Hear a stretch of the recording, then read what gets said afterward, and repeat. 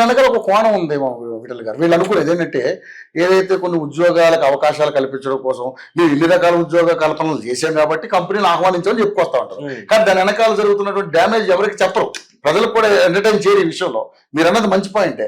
కానీ నిజంగానే ఈ రోజు అంత విషతుల్యం అయిపోతే నిజంగా రేపు రాబోయే తరాల పరిస్థితి ఏంటి అంటే ఇక్కడ ఒకటి ప్రజలకు కూడా మనం రిక్వెస్ట్ చేయాల్సింది ఏంటంటే 150 కోట్ల జనాభా ఉన్న దేశము, అతిపెద్ద ప్రపంచంలోనే నెంబర్ 1 ఉన్న జనాభా. ఫార్మా కంపెనీలకు ఏంటంటే 2 రకాల లాభాలు. ఒకటి లంచాలు ఇచ్చి గవర్నమెంట్ అధికారులని రాజకీయ నాయకులను మేనేజ్ చేసి పేపర్ మీద అన్ని రూల్స్ ఉంటాయి, ఇన్స్పెక్షన్స్ జరిగినట్టు ఉంటాయి. కానీ ఆ చుట్టుపక్కల ఒక 10 కిలోమీటర్ల నుంచి 50 కిలోమీటర్లలో మనిషి అనేటోడు ఇంకా 100 ఏళ్ళు బతకలేని పరిస్థితికి ఏర్పడుతుంది.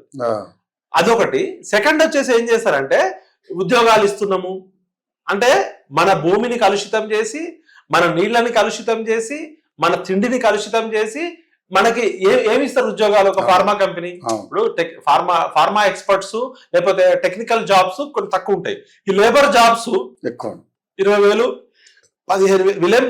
గ్రామాల్లో చేసేటోళ్ళు ఎంత ఫార్మా డీలో లేకపోతే బి ఫార్మానో లేకపోతే ఎంఎస్సి ఆర్గానిక్ కెమిస్ట్రీ చేసిన వాళ్ళు తక్కువ మంది ఉంటారు. లేబర్ జాబ్స్ కోసము భూమి వాళ్ళదే.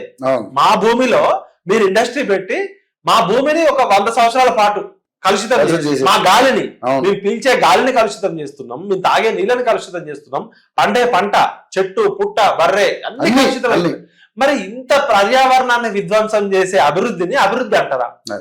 మీరు మరి ప్రపంచంలో వేరే దేశాలు మనకన్నా చాలా పేద దేశాలు ఉన్నాయి, ఎవరన్నా యాక్సెప్ట్ చేస్తారేమో చూడండి. మీరు ఇలా ఇంత అంటున్నారు కదా, ఆంధ్రప్రదేశ్ లో పక్క రాష్ట్రం ఆంధ్రప్రదేశ్ లో ఫార్మా కంపెనీలకు ఎందుకు పర్మిషన్ ఇయ్యారు? ఇప్పుడు రైతులు అక్కడ ఎందుకు తిరగబడుతున్నారంటే మేము ఒక ఇండస్ట్రీ తీసుకొస్తాము, ఈ ఫ్యాక్టరీ వల్ల మీకు ఉద్యోగాలు వస్తాయి అంటే ఎవరు యాక్సెప్ట్, మీకు ఒక పెద్ద యూనివర్సిటీ పెడుతున్నాము, లేకపోతే పెద్ద ఫోన్ల తయారీ కంపెనీ పెడుతున్నాము, లేకపోతే ఆటోమొబైల్ ఇండస్ట్రీ పెడుతున్నాము అంటే తిరుగుబాటు చేయట్లే.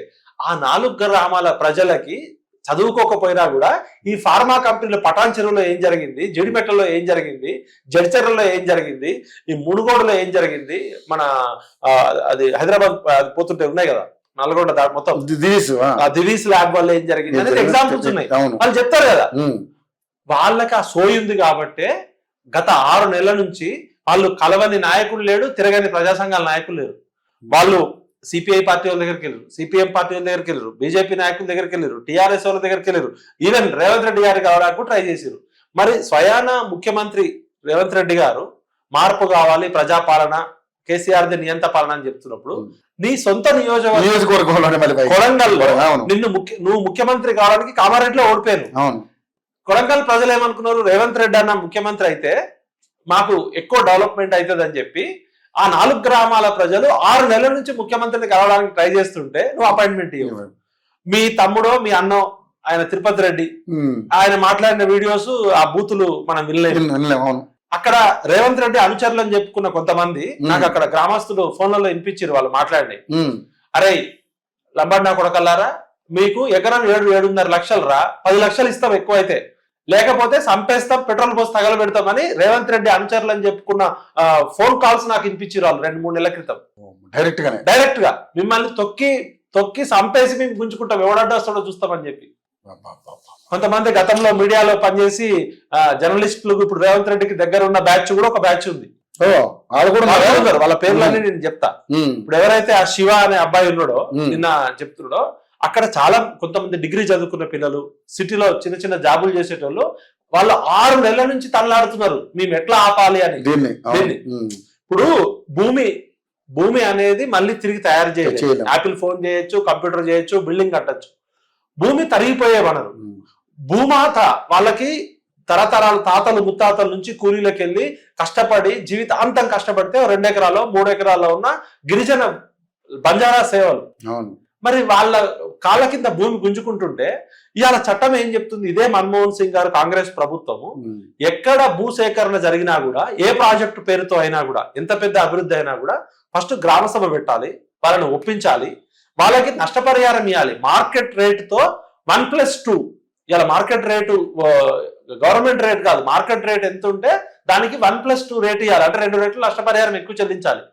18 సంవత్సరాలు నిండిన వాళ్ళు ఆ కుటుంబంలో ఎవరైనా ఉంటే వాళ్ళకి ఉద్యోగం ఇవ్వాలి. వాళ్ళ భూమిలో బోర్వెల్ ఉంటే బోర్వెల్ కి సపరేట్ నష్టపరిహారం ఇవ్వాలి. వాళ్ళ భూమిలో మామిడి చెట్టు ఉందా, సపోటా చెట్టు ఉందా, చెట్ల వాల్యూ ఏంది, అవి ఎన్ని సంవత్సరాలు, వాటికి నష్టపరిహారం ఇవ్వాలి. వాళ్ళు ఉంటున్న ఇంట్లో గాని వాళ్ళు ఉంటున్న పొలంలో పశువు ఉంటే వాటికి ఇవ్వాలి. ఇదంతా కూడా కాంగ్రెస్ ప్రభుత్వం, మన్మోహన్ సింగ్, సోనియా గాంధీ గారు తీసుకొచ్చిన భూసేకరణ చట్టము.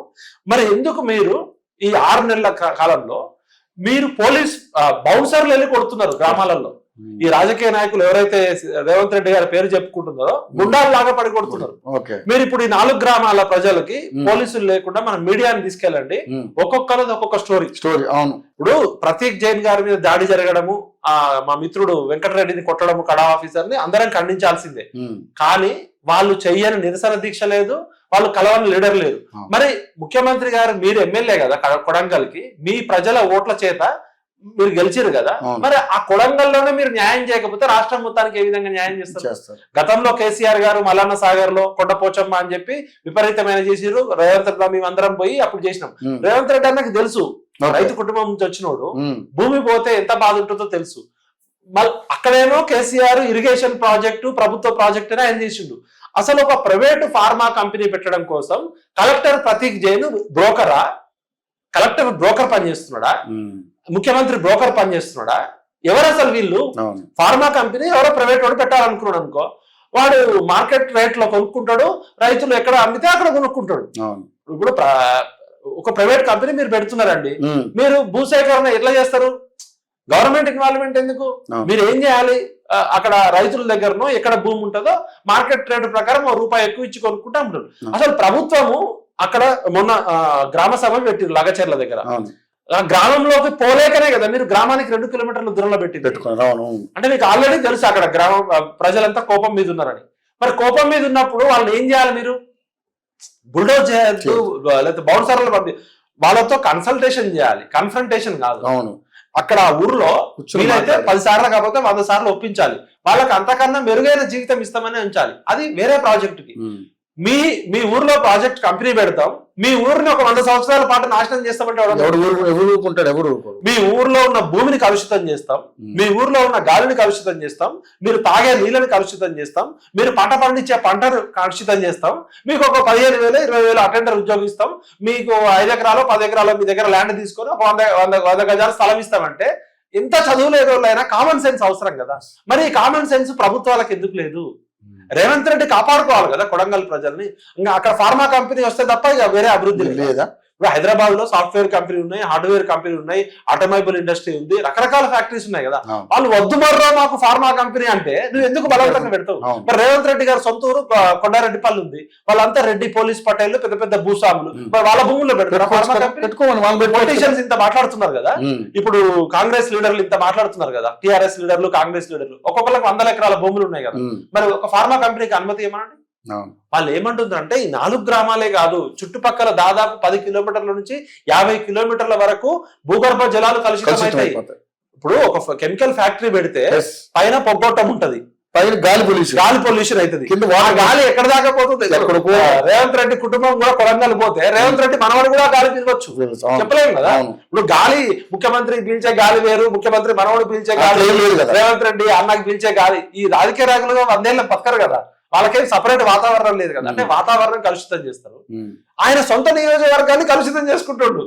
మరి వీళ్ళని పాలకులు అందామా, పిచ్చితుకులకు గాలందామా? వీళ్ళకి చదువు ఉందా, సోయి ఉందా? వీళ్ళకి ఏమైనా తెలుసా? అసలు ఏం తెలుసానో తెలుసా? ఏం తెలియదు, అది కూడా తెలియదా? ప్రపంచంలో మీరు మానవ అభివృద్ధి సూచికలో ఏ దేశమైనా మాకు ఫార్మా కంపెనీ వద్దురని ఆయన అంటారు. ఇంత పేదరికమైన ఆఫ్రికా దేశాలు కూడా వద్దంటాయి. ఈవెన్ చిన్న చిన్న Nepal, Bhutan, Ethiopia, Tanzania, Uganda లాంటి దేశాలు కూడా ఫార్మా వద్దంటాయి. వాళ్ళు ట్రైబల్. మరి మనం ఎందుకు ఎగిరెగిరి తెచ్చుకుంటున్నాం అంటే మనకి భవిష్యత్తు తరాల పట్ల ప్రేమ లేదు, భూమి పట్ల ప్రేమ లేదు, మనకి దేశభక్తి లేదు. దేశం అంటే మనుషులే, దేశం అంటే మట్టి అంటాం. మన మట్టిని మనం కలుషితం చేసుకోవడానికి గొప్పగా చెప్తాం. మరి కేంద్ర ప్రభుత్వం ఎట్లా పర్మిషన్ ఇస్తుంది, రాష్ట్ర ప్రభుత్వం ఎట్లా పర్మిషన్ ఇస్తుంది, పొల్యూషన్ కంట్రోల్ బోర్డు ఏం చేస్తుంది, నేషనల్ ఫార్మా కౌన్సిల్ ఏ విధంగా గైడ్ లైన్స్ ఇస్తుంది? పేర్కొంటాయి. అంటే ప్రపంచంలోనే అత్యంత ఫార్మా హబ్ మనది, అంటే ప్రపంచంలోనే అత్యంత కరప్టెడ్ దేశం మనది.